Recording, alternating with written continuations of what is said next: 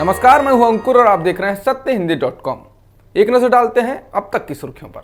उत्तर प्रदेश के मुख्यमंत्री योगी आदित्यनाथ के एक ट्वीट पर विवाद हो गया है। योगी ने बुधवार को ट्वीट कर कहा कि वह प्रदेश के युवाओं से अपील करते हैं कि वे किसी के बहकावे में नहीं आए।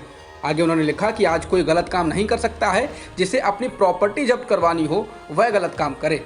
योगी के इस बयान पर कांग्रेस महासचिव प्रियंका गांधी वाड्रा ने उन्हें जवाब दिया। प्रियंका ने ट्वीट कर जवाब देते हुए लिखा है कि जिस प्रॉपर्टी पर योगी जी बैठे हैं वह उनकी नहीं है, देश की जनता की है और याद रखें कि इस प्रॉपर्टी को भी जनता एक दिन जब्त कर सकती है। इसके बाद युवक कांग्रेस के राष्ट्रीय अध्यक्ष श्रीनिवास बीवी ने ट्वीट कर कहा, यह एक मुख्यमंत्री की भाषा है या किसी सड़क छाप लफंगे की। सदन में आज भी जमकर हंगामा हुआ। पेगासस जासूसी मामला, ऑक्सीजन की कमी से कोई मौत नहीं होने के केंद्र सरकार के बयान के साथ ही किसानों के मुद्दे पर भी विपक्ष सरकार पर हमलावर हो गया। हंगामे के बाद लोकसभा और राज्यसभा को कई बार स्थगित करना पड़ा। वहीं हंगामे के बीच ही आईटी मंत्री अश्विनी वैष्णव ने अपनी बात रखनी शुरू की, लेकिन हंगामा बढ़ता गया। जब वैष्णव बयान दे रहे थे उसी वक्त टीएमसी के सांसद शांतनु सेन ने उनके हाथ से बयान लिखा हुआ पर्चा छीन लिया और इसे फाड़कर उपसभापति की ओर को उड़ा दिया। इसे देखते हुए स्पीकर ने सदन को 23 जुलाई तक के लिए स्थगित कर दिया।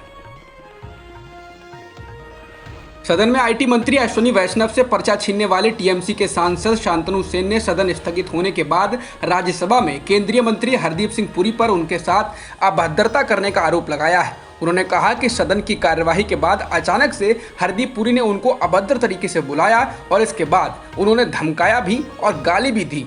टीएमसी सांसद ने कहा कि हरदीप पुरी मुझे मारने के लिए भी आगे बढ़े थे। सांसद ने कहा कि उनका घेराव कर दिया गया, लेकिन शुक्र है कि बाकी टीएमसी सहयोगियों ने उनको बचा लिया। उन्होंने कहा कि इस मामले की शिकायत उपसभापति से कर दी गई है। बीजेपी नेता और केंद्रीय मंत्री मीनाक्षी लेखी ने किसानों को मवाली कह दिया है।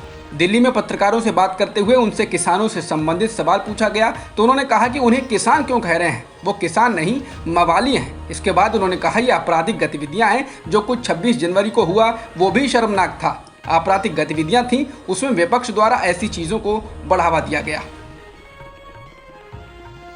कांग्रेस ने कृषि कानूनों के खिलाफ गुरुवार को संसद परिसर में प्रदर्शन किया है। पार्टी के पूर्व अध्यक्ष राहुल गांधी भी इसमें शामिल हुए। इस दौरान कांग्रेस सांसदों ने प्रधानमंत्री मोदी को किसान और मजदूर विरोधी बताया और कृषि कानूनों को तुरंत वापस लेने की मांग की।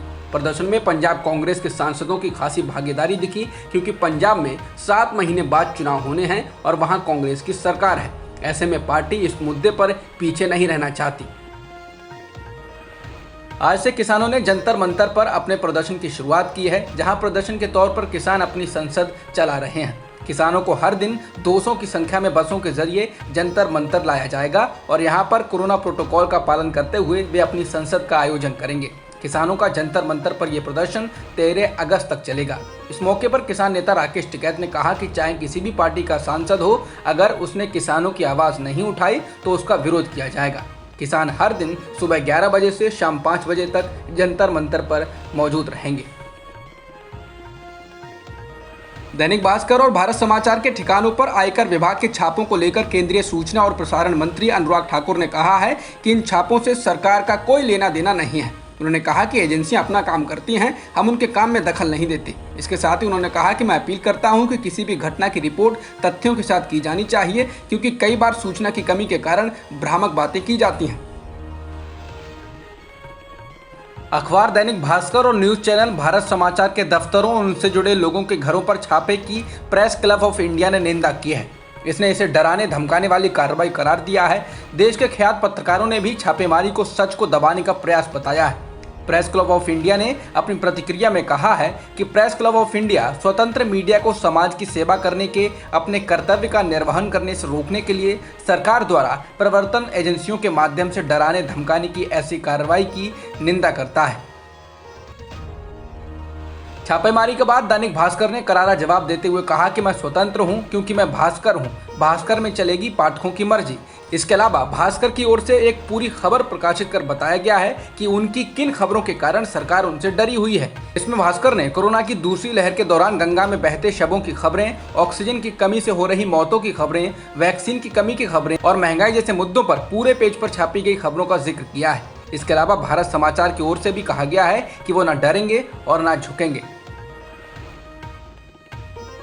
एमनेस्टी इंटरनेशनल ने उन सभी मीडिया रिपोर्ट्स को खारिज किया है जिनमें यह दावा किया जा रहा था कि एमनेस्टी इंटरनेशनल ने अपनी रिपोर्ट से यू टर्न ले लिया है और अब उसने कहा है कि 50,000 मोबाइल नंबरों वाली लिस्ट सीधे एनएसओ से संबंधित नहीं है।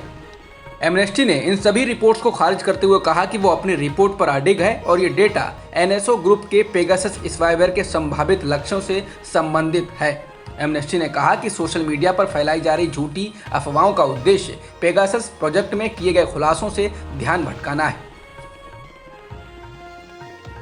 पेगासस स्पाईवेयर सॉफ्टवेयर से विपक्षी दलों के नेताओं, देश के अलग अलग मीडिया संस्थानों के पत्रकारों की जासूसी के मामले में कांग्रेस सड़क पर उतर आई है। देश के कई राज्यों में कांग्रेस इकाइयों ने राजभवन की ओर कूच किया है। इस दौरान पुलिस से उनकी झड़प भी हुई है और कई कार्यकर्ताओं को हिरासत में ले लिया गया है। बता दें, कांग्रेस के पूर्व अध्यक्ष राहुल गांधी और चुनावी रणनीतिकार प्रशांत किशोर भी उन लोगों में शामिल हैं जिनके मोबाइल निशाने पर थे। बॉम्बे हाईकोर्ट ने गुरुवार को महाराष्ट्र के पूर्व गृह मंत्री अनिल देशमुख के खिलाफ दर्ज की गई एफआईआर को रद्द करने से इनकार कर दिया है। देशमुख के खिलाफ ये एफआईआर जांच एजेंसी सीबीआई ने भ्रष्टाचार के आरोप में दर्ज की थी। जस्टिस एस शिंदे और जस्टिस एनजे जमादार ने कहा कि देशमुख की ओर से दायर याचिका रद्द करने लायक है। इस याचिका में पूर्व गृह मंत्री ने एफआईआर को रद्द करने की मांग की थी। एफआईआर को रद्द नहीं करने के आदेश के बाद देशमुख की गिरफ्तारी हो सकती है।